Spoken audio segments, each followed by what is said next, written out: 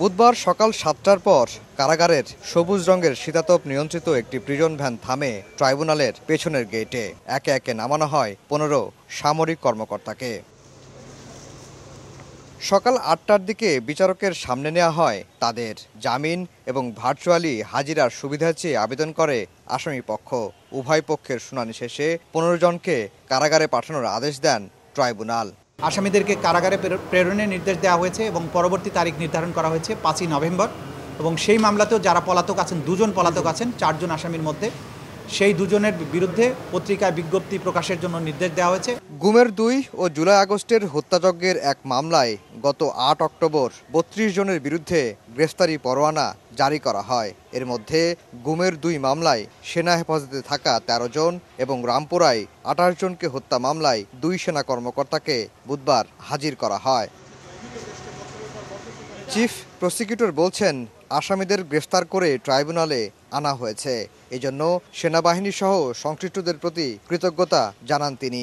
আইন শৃঙ্খলা রক্ষাকারী বাহিনী যেমন কাজ করেছেন, তেমনিভাবে বাংলাদেশের সার্বভৌমত্বের রক্ষক হিসাবে আমরা যাদেরকে মনে করি বাংলাদেশ সেনাবাহিনী, তারা এই আদালতের প্রক্রিয়াকে সাহায্য করেছেন। তারা ঘোষণা দিয়েছিলেন যে ল অব দি ল্যান্ডের প্রতি তারা শ্রদ্ধাশীল থাকবেন, বিচার প্রক্রিয়ার প্রতি তাদের সমস্ত সমর্থন থাকবে। তারা সেই সমর্থন আমাদেরকে দিয়েছেন আইন শৃঙ্খলা রক্ষাকারী বাহিনীর মাধ্যমে আমরা জানতে পেরেছি।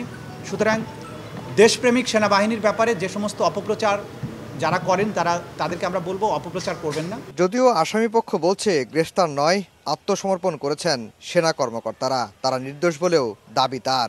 মোরওভার সেনাবাহিনী অফিসার হিসেবে তারা আইনের প্রতি শ্রদ্ধাশীল হয়ে তারা নিজেরাই আত্মসমর্পণ করেছে। এটা প্রক্রিয়াগত কারণে তাদেরকে দেখানো হয়েছে তারা গ্রেপ্তার হয়েছে, আসলে তারা গ্রেপ্তার হয়নি। এদিকে গুমের মামলায় বিচার শুরু হওয়ায় সন্তোষ প্রকাশ করেছেন ভুক্তভোগীরা। যারা ভবিষ্যতে রাষ্ট্রপ্রধান, সরকার প্রধান হবে এবং বিভিন্ন বাহিনীর প্রধান হবে, তাদের কাছে আমি মেসেজ দিতে চাই যে অন্যায় করে, জুলুম করে, মানুষের অধিকার লঙ্ঘন করে কেউ পার পেতে পারে না। ১৫ জনের বাইরে পলাতক আছেন শেখ হাসিনা, আসাদুজ্জামান খান কামাল, র্যাবের সাবেক ৩ ডিজি সহ ১৭ জন। তাদের ১ সপ্তাহের মধ্যে হাজির হতে পত্রিকায় বিজ্ঞপ্তি দেওয়ার নির্দেশ দেওয়া হয়েছে। গুমের ২ মামলার শুনানির পরবর্তী তারিখ ধার্য করা হয়েছে ২০ নভেম্বর, আর হত্যা মামলার পরবর্তী শুনানি হবে ৫ নভেম্বর।